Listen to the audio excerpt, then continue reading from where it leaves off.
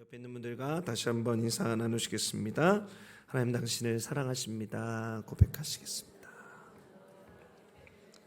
하나님이 저와 여러분을 사랑하십니다.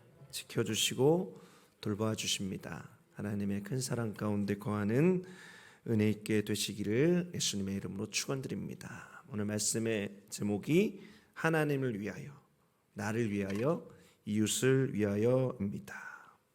한국에 조이라고 하는 선교단체가 있습니다. 언젠가 한번 소개해드렸는데요. 이 조이가 약자입니다. 퀴즈, 무엇의 약자일까요? 조이는 Jesus first, others second, you third입니다. 그래서 조이입니다. 예수님을 첫 번째로, 이웃을 두 번째로, 나 자신을 마지막으로 둘 때 참 기쁨이 임한다라는 정신을 중심에 둔 선교단체가 바로 조이입니다. 이 조이가 1958년도에 만들어졌는데요. 처음에는 영어 공부를 위해서 모였다가 지금은 한국과 해외에 기쁨으로 헌신하면서 열심히 복음을 증거하는 선교단체가 되었습니다. 세계 곳곳에 선교사를 파송하고 왕성하게 활동하고 있죠. Jesus first, others second, you third. 이들의 정신이 참 멋있다라는 생각이 듭니다. 조이는 예수님이 첫 번째, 이웃이 두 번째, 나 자신이 마지막이다라고 하는 우선순위에 의한 차례를 강조하고 있습니다. 그런데 사실 관계적인 측면에서 보면 예수님과의 관계도 중요하고 이웃과의 관계도 중요하고 나와의 관계도 중요합니다. 이 관계들 중에서 어느 것 한 가지라도 건강하지 않으면 그야말로 기쁨을 상상할 수 없는 것이죠. 오늘 본문 말씀의 기록자인 스가랴는 그 이름에 야훼께서 기억하셨다라고 하는 뜻을 가지고 있습니다. 야훼께서 기억하셨다.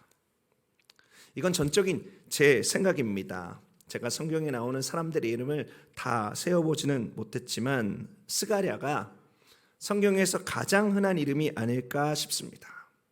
성경에 무려 스가랴만 30명이 있습니다.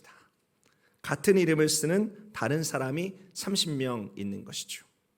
한국에 또 미국에 어떤 이름이 제일 흔한지 모르겠습니다. 이건 제 생각입니다만 성경에 스가랴가 제일 많은 것 같다라고 하는 생각이 듭니다.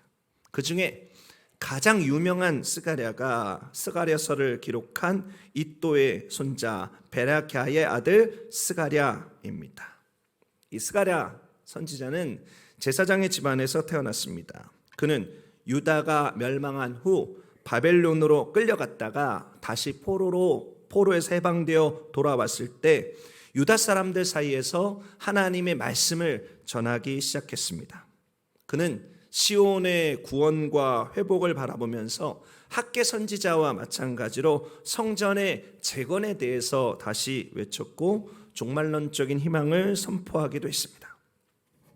오늘 본문 말씀이 기록된 스가랴 7장은 베델 사람들이 대표단을 예루살렘에 보내서 제사장들과 선지자들에게 5월 달에 있는 금식에 대해서 질문하는 것으로 시작하고 있습니다. 스가랴 7장 2절 3절 말씀 읽어드리면요. 그때에 베델 사람 사라셀과 레겜멜렉과 그의 부하들을 보내어 야훼께 은혜를 구하고 만군의 야훼 전에 있는 제사장들과 선지자들에게 물어 이르되 내가 여러 해 동안 행한 대로 5월 중에 울며 근신하리이까 하매.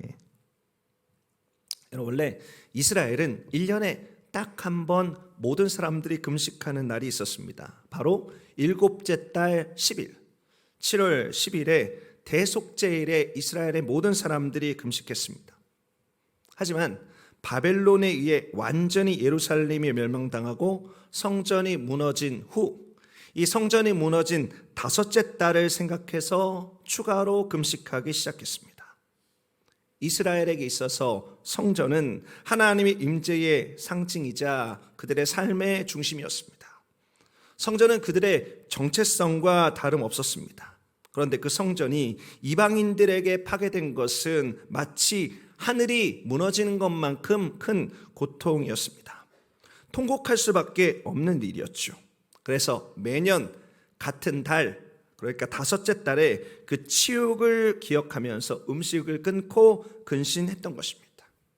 그런데 그 포로로 끌려갔던 그들이 돌아와서 어찌되었든 성전을 다시 건축하고 있는 상황이니 지금까지 70년 동안 금식해 온 대로 이 성전이 무너진 것에 대해서 5월에 다시 금식할 필요가 있는지 베델 사람들이 제사장들과 선지자들에게 질문했던 것입니다. 자, 이에 대해서 우리 하나님은 스가랴에게 말씀을 주어서 대답으로 선포케 하셨습니다. 저는 이 하나님의 대답 속에 우리가 깊이 점검해야 될 우리 관계의 세 대상, 첫 번째 하나님을 위하여, 두 번째 나 자신을 위하여, 세 번째 이웃을 위하여 신앙인으로 우리가 어떤 태도를 가져야 하는지를 발견하게 됩니다. 먼저 스가랴 7장 4절부터 5절 말씀 함께 보실까요? 만군의 야훼의 말씀이 내게 임하여 이르시되 온 땅의 백성과 제사장들에게 이르라. 너희가 70년 동안 다섯째 달과 일곱째 달에 금식하고 애통하였거니와 그 금식이 나를 위하여 한 것이냐. 여러분, 하나님께서 이렇게 말씀하신 것입니다. 너희가 지금까지 70년 동안 1년에 2번씩 슬픔으로 금식했다. 그런데 정말 나를 위하여, 정말로 나를 위하여 한 것이냐. 여러분, 하나님께서 나를 위하여 두 번이나 반복하고 있습니다. 여러분, 이것이 무슨 말입니까? 70년 동안 했던 이스라엘의 금식이 하나님을 위하여서 한 금식이 아니었다라고 하는 것입니다. 여러분, 그들의 금식, 그들의 애통함은 형식적이었습니다. 그것은 종교적인 열심이었고 한편 자신의 나라와 그토록 소중히 여겼던 것이 소중히 여기며 무너지지 않을 것이라고 믿었던 성전 건물이 무너진 것에 대한 감정적인 슬픔의 차원에서 했던 금식과 애통이었던 것입니다. 그러니까 종교적인 고행, 또 자기 자신을 위한 슬픔이었던 것이지요. 여러분, 이스라엘에게 하나님께 바랬던 진심의 태도가 없었던 것입니다. 정말로 하나님의 뜻을 생각하면서 왜 이런 일들이 우리들에게 있었는가를 겸손히 돌아보며 돌이키는 진실한 회개, 진실한 결단이 없었던 것이죠. 하나님께서는 계속해서 말씀하셨습니다. 스가랴 7장 6절 말씀입니다. 너희가 먹고 마실 때는 그것은 너희를 위하여 먹고 너희를 위하여 마시는 것이 아니냐. 여러분, 하나님께서 하신 말씀이 무슨 말씀입니까? 여러분, 이 말씀 가운데 먹고 마신다라고 하는 것은 잔치를 의미하는 것입니다. 그러니까 평상시에는 자신들의 욕구만을 위해서 먹고 마시다가 잔치를 벌리다가 1년에 딱 2번 하나님을 위한다라고 하면서 금식하고 슬퍼하는 척 하는 것이면 그 금식이 옳은 것이냐라고 하나님께서 질문하고 있는 것이죠. 그들이 7월 대속죄일에 하는 자신의 죄를 돌이키는 금식이 진심이고 5월 달에 성전이 무너진 것으로 인하여서 자신의 과거를 반성하는 금식이 진심이었다면 그들의 일상생활들 속에서 변화가 있어야 했습니다. 하나님이 원하시는 그리고 기뻐하시는 삶으로 돌이킴이 있어야 했던 것이죠. 하지만 그들은 1년에 2번만 하나님을 위해서 형식적으로 금식했을 뿐 다른 날들은 하나님과 전혀 관계없는 자신들만을 위한 삶을 살았을 뿐입니다. 그들에게 신실함이 없었던 것이죠. 사랑하는 성도 여러분, 하나님을 위하여 1년에 2번 금식했던 이스라엘에게 없었던 것은 무엇이었습니까? 여러분, 이것이 하나님과의 관계에서 우리가 하나님과의 친밀함 속에서 우리에게 필요한 2가지 중요한 태도입니다. 여러분, 그것은 어떤 것인가? 사랑하는 성도 여러분, 기억하십시오. 하나님을 위해서 우리가 진심과 신실함으로 나아가야 된다라고 하는 것입니다. 사무엘상 16장 7절 말씀입니다. 야훼께서 사무엘에게 이르시되 그의 용모와 키를 보지 말라. 내가 이미 그를 버렸노라. 내가 보는 것은 사람과 같지 아니하니 사람은 외모를 보거니와 나 야훼는 중심을 보느니라 하시더라. 사무엘이 사울 왕을 대신할 이스라엘의 왕을 찾고자 하나님의 명령대로 베들레헴 이새의 집에 갔을 때 일입니다. 사무엘은 이새의 첫째 아들 엘리압의 외적인 모습을 보고 과연 이 장자 엘리압이 기름 부음 받을 왕이구나라고 생각했습니다. 그러나 하나님은 용모와 키, 외모가 아니라 사람의 중심을 보신다라고 말씀하고 계셨습니다. 하나님은 외모로 사람을 취하지 않으시죠. 하나님은 그 사람이 진심인가 그 사람의 마음을 감찰하십니다. 여러분 또 고린도전서 10장 31절 말씀을 기억하시기 바랍니다. 그런즉 너희가 먹든지 마시든지 무엇을 하든지 다 하나님의 영광을 위하여 하라. 여러분 하나님은 1년의 어느 순간 반짝 하나님을 위해서 이벤트처럼 뭔가를 하고 나머지는 하나님과 전혀 관계없는 삶을 사는 것 원치 아니하십니다. 월, 화, 수, 목, 금, 토 하나님과 아무 상관없는 삶을 살다가 주일에만 성경책 옆구리 딱 끼고 나오는 그와 같은 경건의 모양을 가진 신앙의 모습을 기뻐하지 않는다라는 것이죠. 여러분 하나님께서는 신실함을 원하십니다. 비록 우리가 세상에 살면서 이런저런 일 하고 먹고 살기 위해서 그와 같은 일들을 하지만 고린도 전서에 있는 이 말씀처럼 우리가 먹든지 마시든지 무엇을 하든지 다 하나님의 영광을 위한다라고 하는 마음으로 또 하나님 안에서 하라라고 말씀하고 있는 것이죠. 여러분 꼭 기억하십시오. 하나님께 나아가는 자에게 진심, 하나님을 섬기는 자의 신실함은 정말로 중요합니다. 여러분 하다못해 하나님이 아니라 사람 사이에서도 이 진실과 신실이 없으면 관계는 깨어질 수밖에 없습니다. 여러분 부부관계에서 남편이 그리고 아내가 상대방을 진심으로 사랑하지 않습니다. 그냥 어쩌다가 부부가 되어서 형식적으로 사랑해야 되는 관계가 됐을 뿐 마음이 처음부터 없었습니다. 그래서 평상시 밖에서 서로 남자친구 서로 여자친구와 지내다가 1년에 딱 2번 만납니다. 결혼기념일에 만나고 발렌타인데이 때 한번 만나서 우리 부부의 사랑을 위하여 하고 잔하고 땡하고 부딪히면 여러분 이게 정상적인 부부 맞습니까? 여러분 정상적인 부부라고 할 수 없습니다. 이상한 부부인 것이죠. 여러분 부부라면 하나님께서 짝지어 주신 부부라면 마치 한 몸처럼 진심인 게 옳습니다. 그리고 이벤트 1년에 한두 번 이벤트 할 뿐만이 아니라 평상시 서로를 위해서 사랑하는 것이 당연한 일입니다. 여러분 사람의 관계도 이러할진데 우리를 사랑하시고 우리가 사랑해야 될 하나님의 관계에서 진심과 신실은 얼마나 중요한 것이 되겠습니까? 사랑하는 성도 여러분 진심으로 그리고 신실하게 사랑하는 저와 여러분 되시기 바랍니다. 그렇게 하나님을 사랑하고 그렇게 하나님을 섬기는 저와 여러분 되시기를 예수 그리스도의 이름으로 축원드립니다. 하나님께서 저와 여러분들에게 그것을 요청하고 계십니다. 이어진 7절 말씀 함께 보시겠습니다. 스가랴 7장 7절 말씀. 예루살렘과 사멘 성읍의 백성이 평온히 거주하며 남방과 평원의 사람이 거주할 때에 야훼가 옛 선지자들을 통하여 외친 말씀이 있지 않으냐 하시니라. 여러분 6절 말씀에 이어서 이스라엘 백성이 평상시에 그들 자신을 위해서 무엇을 했어야 하는지를 하나님께서 말씀하고 계십니다. 이스라엘이 바벨론에 멸망당하기 전 그래도 가나안에 살면서 평온히 있을 때 성전이 무너지는 치욕을 당하기 전 하나님께서는 선지자들을 계속해서 보내셨습니다. 그래서 이스라엘에게 말씀을 주셨습니다. 경고의 외침을 주셨죠. 그러나 그들이 듣지 않았습니다.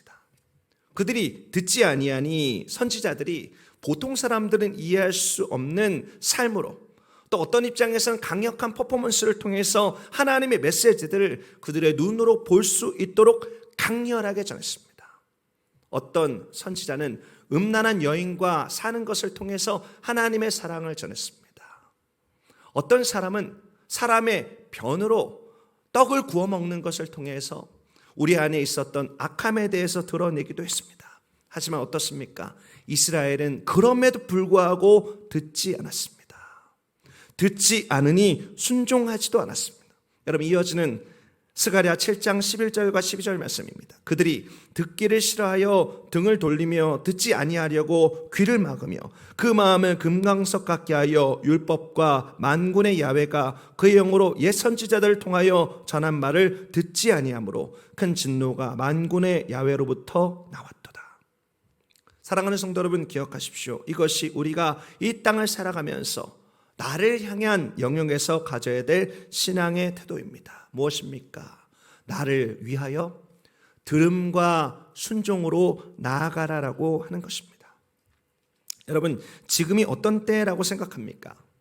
비록 지금 여러 가지 어려움이 있어도 마지막 날에 있을 야훼 하나님의 심판과 비교하면 아직은 평온의 때입니다. 하나님의 인내의 날이죠. 여러분, 이런 평온의 때 하나님께서 말씀하실 때 듣는 것이 좋습니다. 그리고 그 들은 것에 순종하는 것이 복된 것입니다. 여러분, 이것은 다른 사람을 위한 것이 아닙니다. 나를 위한 것입니다. 여러분, 우리들의 삶에 고난이 찾아올 때가 있습니다. 여러분, 우리들의 삶에 찾아온 잠시 잠깐의 고난은 하나님의 말씀을 듣고 순종하라고 하는 그 축복을 향한 하나님의 초대장과 같습니다. 여러분, 이제 때가 차서 찾아오는 최후 심판을 맞닥뜨리게 될 때, 여러분, 그때는 듣고 싶어도, 그때는 순종하고 싶어도, 그래서 그 재앙을 피하고 싶어도 불가능 때가 오게 되는 것이죠. 신명기 11장 26절부터 28절까지 말씀입니다. 내가 오늘 복과 저주를 너희 앞에 두나니 너희가 만일 내가 오늘 너희에게 명하는 너희의 하나님 야훼의 명령을 들으면 복이 될 것이요, 너희가 만일 내가 오늘 너희에게 명령하는 도에서 돌이켜 떠나 너희 하나님 야훼의 명령을 듣지 아니하고 본래 알지 못하던 다른 신들을 따르면 저주를 받으리라. 사랑하는 성도 여러분, 이 말씀 가운데 듣는 것이 강조되어집니다. 순종하는 것이 강조되어집니다. 하나님의 말씀을 기뻐 마음으로 듣는 것, 여러분, 그리고 순종하는 것, 여러분, 누구를 위한 것이라고 생각합니까? 여러분, 하나님을 위한 것인가요? 네, 하나님을 위한 것도 맞습니다. 하지만 결정적으로 성경은 말하고 있습니다. 그것은 하나님의 말씀을 듣고 하나님의 말씀을 따르는 자를 위한 것이라고 말씀하고 있습니다. 여러분, 우리 하나님은 우리 생애를 정말로 복되게 하셨습니다. 우리가 생각하는 것보다 더 놀라운 계획을 우리들의 삶에 가지고 계십니다. 그리고 우리들의 삶에 그 놀라운 계획의 지도를 우리들에게 주고 계시죠. 여러분, 어느 날 우연히 권위 있는 보물 지도가 내 손에 들어왔습니다. 그리고 이게 웬일? 마침 지도를 보니 우리 집 뒷마당에 그 보물이 묻혀져 있습니다.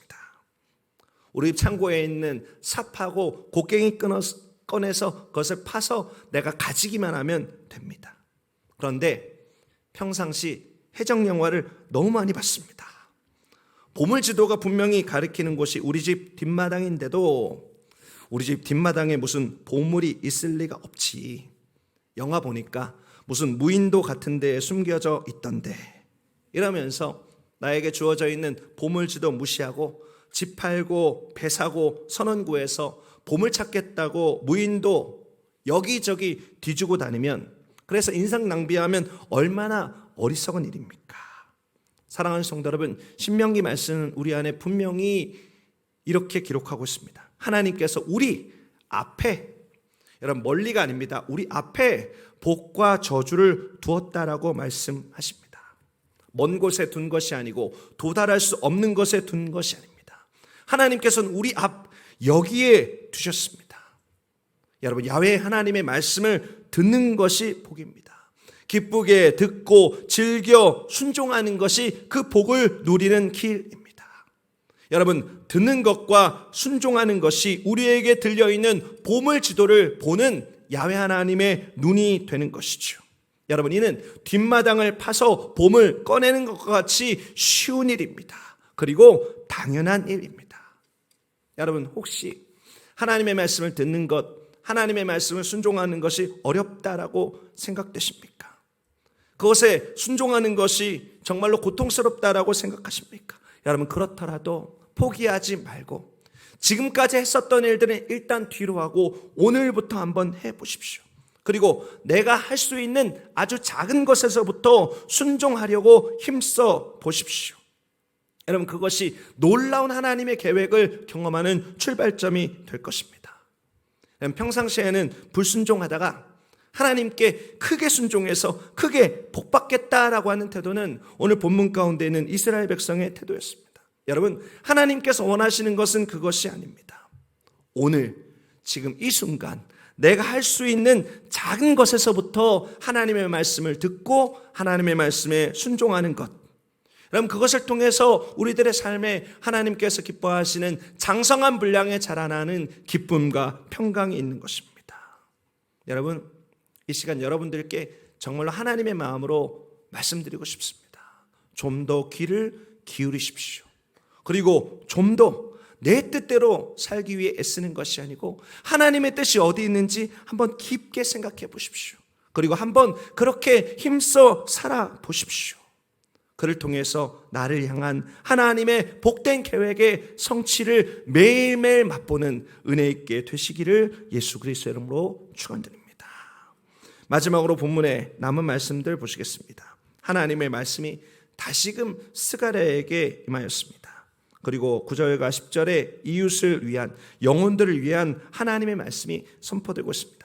스가랴 7장 8절부터 10절까지 말씀입니다. 야훼의 말씀이 스가랴에게 임하여 이르시되 만군의 야훼가 이같이 말하여 이르시기를 너희는 진실한 재판을 행하며 서로 인애와 긍휼을 베풀며 과부와 고아와 나그네와 궁핍한 자를 압제하지 말며 서로 해하려고 마음에 도모하지 말라 하였으나.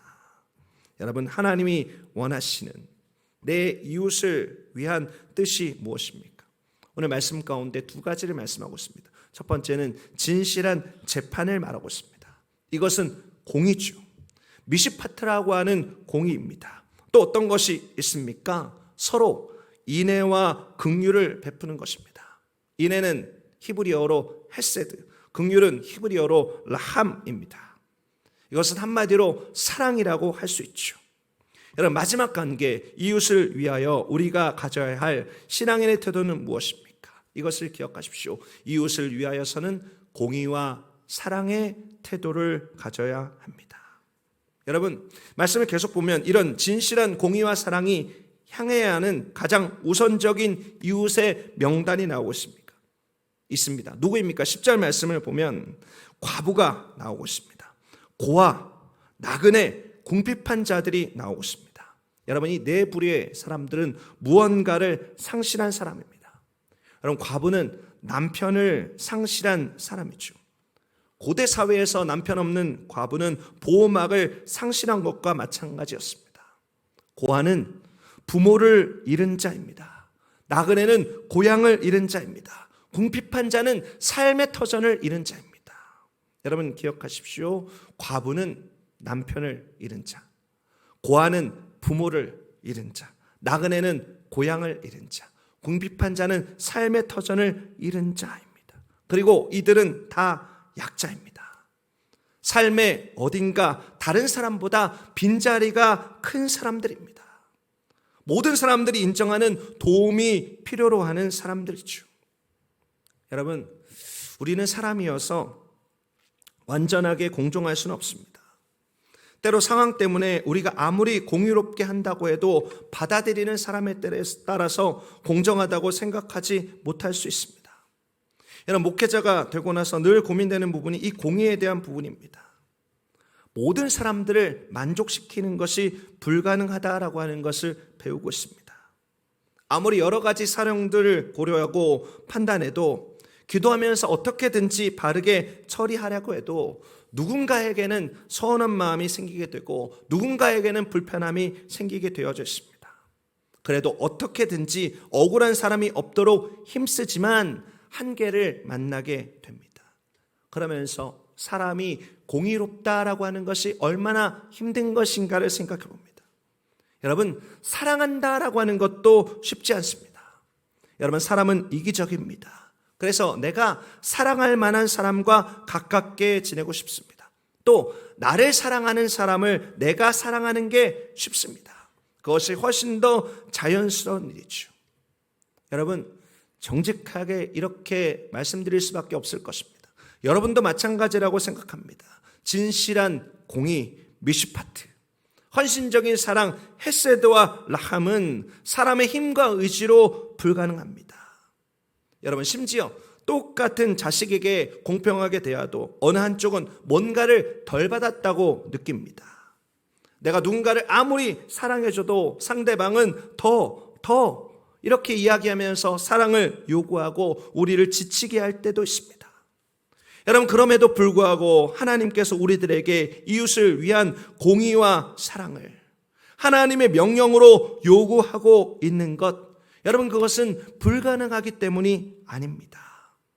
하나님은 우리가 이웃을 위해 그렇게 할 수 있도록 하나님의 측량할 수 없는 공의와 하나님의 측량할 수 없는 사랑을 우리에게 부어주시기 때문이죠. 여러분, 송명희 시인에 대해서 들어보셨을 것입니다. 요즘은 이전보다 많이 부르지 않지만 그녀가 지은 나라고 하는 시가 있습니다. 많은 사람들의 마음에 깊은 울림을 주었던 시죠. 여러분, 송명희 시인은 1963년도 중증 내성마비 환자로 태어났습니다. 그런데 그녀가 선천적으로 그렇게 태어난 것이 아니고 의사의 실수로 그렇게 된 것입니다. 아기의 뇌를 집게로 잘못 건드려서 송명희 시인의 손해가 다쳤습니다. 그렇게 태어난 아기 송명희는 제대로 울지도 못하고 몸도 제대로 가두지 못하는 약한 아기가 되었습니다. 집안은 너무 가난해서 태어난 아기에게 아무것도 해줄 수 없었습니다.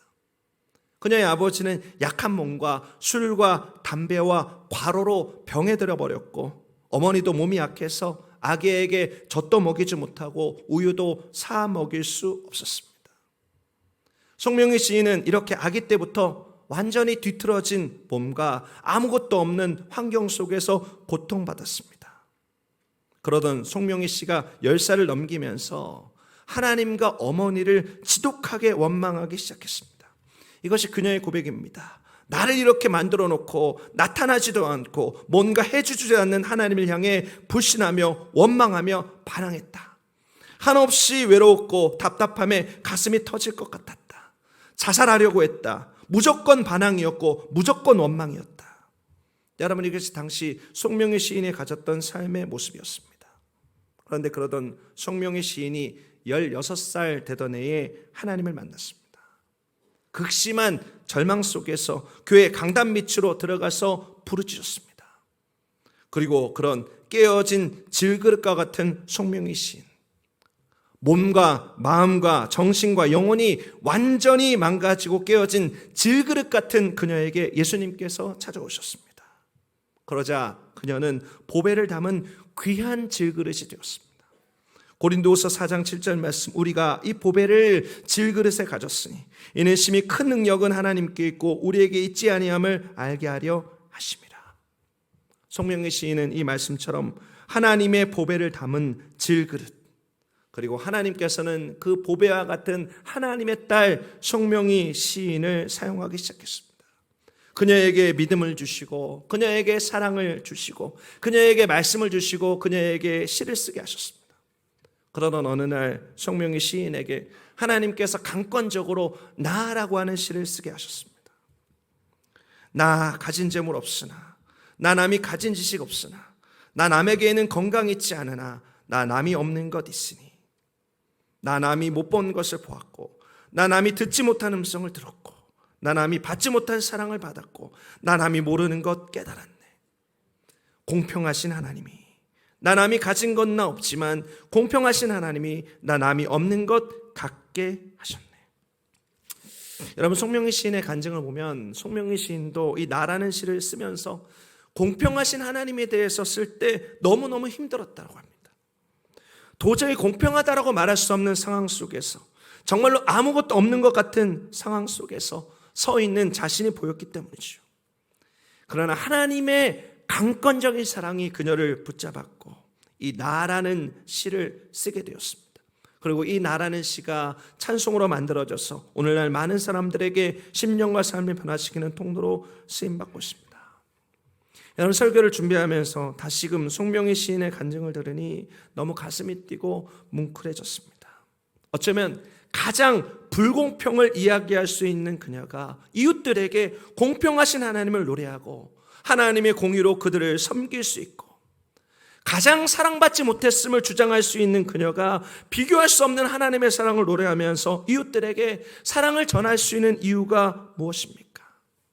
방금 전에 읽었던 질그릇 같은 그녀에게 찾아오신 예수님으로 말미암은 변화, 그녀의 마음에 가득한 예수님으로 말미암아 넘쳐난 예수 그리스도의 은혜, 그 사랑이 이 땅에 살아가는 영혼들 가운데 무언가 빈자리가 있고 상실 가운데 고통받고 있는 영혼들에게 하나님의 사랑과 하나님의 공의를 흘려보낼 수 있는 통로가 된 것입니다.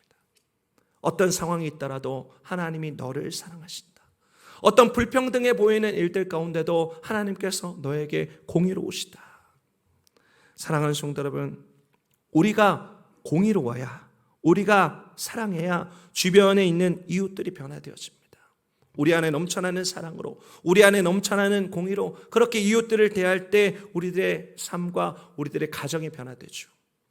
나의 남편이, 나의 아내가, 나의 자녀가, 우리 교회가, 이 나라가, 이 도시가 우리가 그렇게 살 때 변화되어지게 될 것입니다. 여러분, 그러나 그것은 내 힘으로 불가능합니다. 공의와 사랑이라는 하나님의 마음과 하나님의 성품을 이웃에게 흘려보내는 통로가 되기 위해서 우리 하나님은 우리들의 마음속에 함께 하십니다. 저와 여러분들을 사용하시기 위해서 오늘도 우리를 찾아오십니다. 우리 하나님께서 부어주시기 위해서 우리와 함께하고 계십니다. 여러분, 송명희 시인이 만났던 하나님이 우리가 알고 있는 하나님과 다른 하나님이 아닙니다. 동일하신 하나님이십니다. 여러분, 오늘 그 하나님을 간절히 찾고 또 찾는 은혜 있게 되시기 바랍니다. 하나님과의 뜨거운 만남 속에서 우리도 보배를 담은 질그릇으로 변화되었어 하나님의 나라에서 별과 같이 빛나는 삶을 살아가는 여러분 되시기를 예수 그리스도의 이름으로 축원드립니다. 사랑하는 성도 여러분, 오늘 말씀을 기억하십시오. 오늘 말씀, 우리가 살아가는 삶 속에 세 가지의 관계, 하나님과의 관계, 나와의 관계, 이웃과의 관계에서 우리가 어떻게 그 관계를 아름답게 갖고 나아갈 수 있는지를 알게 하는 말씀입니다. 하나님을 위하여 진심과 신실함으로 나아가십시오. 내 자신을 위하여 하나님의 음성을 들음과 순종함으로 살아가십시오. 나와 함께하는 모든 이웃들을 위하여 하나님의 공의와 하나님의 사랑으로 채워서 그것을 흘려보내는 통로가 되십시오. 여러분을 스가랴서가 말씀하고 있는 하나님의 간절한 소망이 그것입니다. 하나님의 간절한 소원이 그것입니다. 저와 여러분이 그렇게 살아가는 축복 있게 되시기를 예수 그리스도의 이름으로 축원드립니다. 기도하시겠습니다. 존귀하신 하나님, 하나님의 사랑으로 우리를 불러주시니 감사합니다. 하나님의 능력으로 우리를 불러주시니 감사합니다. 하나님을 위하여서, 하나님께서 만드신 나를 위하여서, 하나님께서 우리들 가운데 붙여주신 이웃을 위하여서 우리들의 삶을 다시 한번 재점검하기 원합니다. 하나님을 위해서 진심과 신실로, 나를 위해서 들음과 순종으로, 이웃을 위하여서 공의와 사랑으로 살기 원합니다. 주여, 우리들의 삶을 인도하여 주시옵소서. 하나님의 크신 사랑 감사드립니다. 존귀하신 예수 그리스도의 이름으로 기도드립니다.